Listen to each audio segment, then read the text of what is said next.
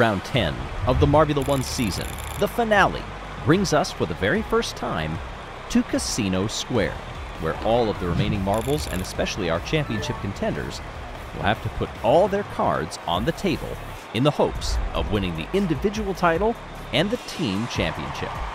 What would Casino Square be without a little bit of odds making?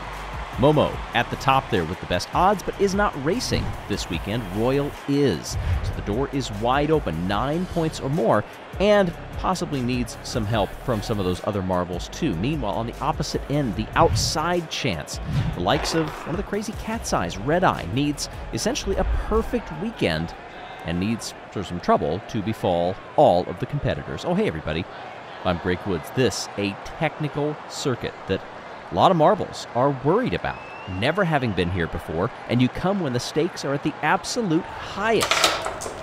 Razzie will get things started and give all of the remaining marbles a chance to have another look at this circuit, this time with a marble on it. Razzie's teammate Rizzy ended the season on 4 straight 0-point outings. That's 4 out of 5 Grand Prix that Rizzy raced. Razzie was scoreless last time out. He's had 2 weeks off. And what can this marble do coming across the line to set the opening time at a 29.498? You saw in that graphic around 30 seconds was the estimated time based on some practice times and also these marbles and the team's expert analyses. Bumble drops through. And so far, bookending that season with 0-point finishers. And wow, obliterates that top time. 28 and change. Fenrir for the Wolfpack has gone points not off and on over the course of the 4 Grand Prix that this marble has raced. Every one of these, by the way, that you will see here today, because this is the last round of the season, this is the 5th Grand Prix for all of them. As we saw Fenrir come in off the pace, chalk for the Chocolatiers is quicker in sector number 2 through that high-speed chicane, swings around, oh, and lost it in the final few turns, goes 2nd place. Of course, the goal of Q1 is to make it in the top 10. If you do that, you will advance to the 3-lap Q2 shootout for pole. If you are 11th or lower, that will be your starting spot for the race tomorrow. Bolt needing to make up some time and does not. That lap from Bumble was superb. Frost for the Gliding Glaciers, 28 in the standings. Also scoreless last time out, but still has 21 points and is just 80 milliseconds off of the top time across the line. That is respectable. 1/10 down. Frost goes 2nd. Glimmer started the season so strongly and then just dropped off from there. Seeming to get worse as the season has gone along, but is desperately hoping to put something together to head into the off-season, and is a 2nd off the pace here. That is still good enough for 4th. The spread on these times is going to be very interesting to see how this shakes out. I imagine some of the strategists for these teams are now unsure what that target time is to make it into the top 10. Pinky Winky comes through, and you may have heard, had some difficulty on the drop, went right over that shark fin, and just lost all speed down that straightaway. Clutter drops through now, but look at the speed difference if you remember what Pinky Winky just did. Clutter under a 2nd back, oh, actually gained in the 3rd sector, and goes 4th for a marble that is 24th in the standings with exactly 24 points after 4 Grand Prix. Hart for the home team. I know they're not in a championship hunt, but this place, finally hosting Marbula One, finally seeing their home marble out on track. Hart comes through in 5th and has a chance at moving on to Q2. The Blackjacks fans are not as comfortable as they would be. 10 marbles up, 10 marbles now to go.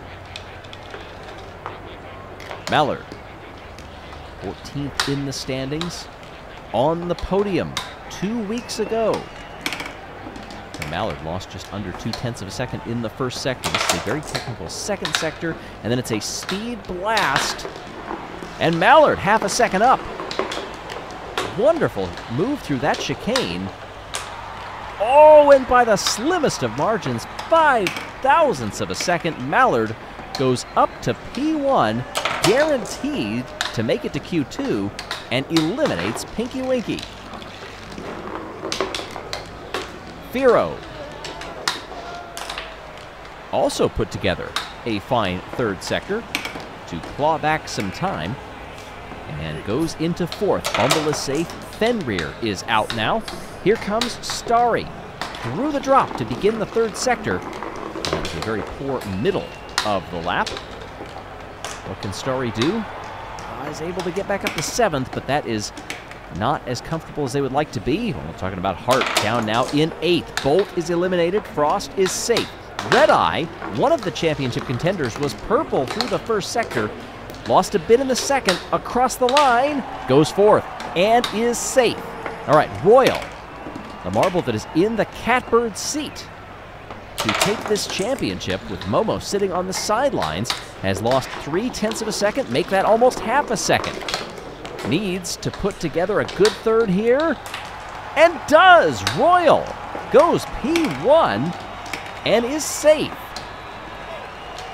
Glimmer and Razzie are out. That puts Hart on the bubble, with Mimo going purple in the first sector, and these fans are holding their breath. Mimo to eighth. Hart is out. Firo is safe in the meantime, and Clementon is out on track for the O-Rangers. Trouble there. Navigated that okay, but no trouble in the middle of the lap. Half a second down. Speedy. Oh no, this is not looking good for the Savage Speeders. Speedy is in the championship hunt, but just barely, and is trending 18th right now. Has improved tentatively to a provisional 11th. What does the official time say? Oh, Speedy is in! Speedy is in for now. Clutter and Starry have been eliminated. Rima hits the wall hard. Oh, and spins out briefly. Rima came to a stop and looks a bit dazed. This will not be advancement for Rima. Misty, the final marble on track. That means Speedy is safe. Mimo on the bubble. Misty in 15th place in the standings. Did the double back in weeks 2 and 3 and got on the podium as a result. Across the line here. And nearly 2 seconds off. Misty will go no further. Royal from the Cobalts, in the meantime, wants this title. Royal starts up top with no purple sectors, by the way, in the end. Mallard, Bumble, Frost, Red Eye, Firo, Chalk, Clementon, Speedy, and Mimo will advance to Q2 in this 3-lap shootout. Now this, of course, is worth championship points if you're in the top 3. That could also have championship implications, and off we go! Trouble on the line! Royal falls back! Almost got caught on the wall and goes first to 5th in one corner. Mallard is the beneficiary and goes up to P1. Bumble in second. Red Eye fighting with Chalk side by side with contact between them, and now finally gets by. But there is the Cobalt's Royal right on Red Eye's pocket. Down they come. The blast in the straightaway. Excellent moves up there by Chalk, getting up second place. Navigated that chicane beautifully. Mallard, Chalk, Bumble, Royal coming off the belt right now. Mimo is right on Royal, who is trying to scissor in between and can't get by Chalk and Bumble. Bumble goes up to second place. Chalk in third. Royal and Mimo are fighting. Oh, contact coming out of that turn as Mimo gets by and runs square into the back of Chalk. Oh, Chalk's defending is not able to keep Bumble behind as down they come through the drop. Somebody hit against that shark fin. Mallard's lead is coming down. Bumble is right there. In fact, the top 4 are 1 length and 1 step apart on the conveyor belt. Heading into the final lap, Royal has fallen all the way back to 8th. Red Eye is up into 5th. Mallard in a train up there with the top 3. They all take about the same line, very close between them. Bumble looks to the inside. Mallard closes the door but hits the wall, and Bumble gets by. Mimo shoots over under and gets the lead as they come through the drop, but hits that shark fin And Bumble will take pole at Casino Square. Nemo, Mallard, and Redeye come through on the second row. And Royal all the way back in 7th. If this is a preview of what is to come tomorrow, my goodness, I have no idea how this is going to go. You have 3 teams coming into this round of qualifying that were tied for the team championship. You've got now 2 marbles who are eligible to win the championship. Well, 3 if you count the inactive Momo. Wow. What can these marbles do? Who will come out on top tomorrow? You will not want to miss it.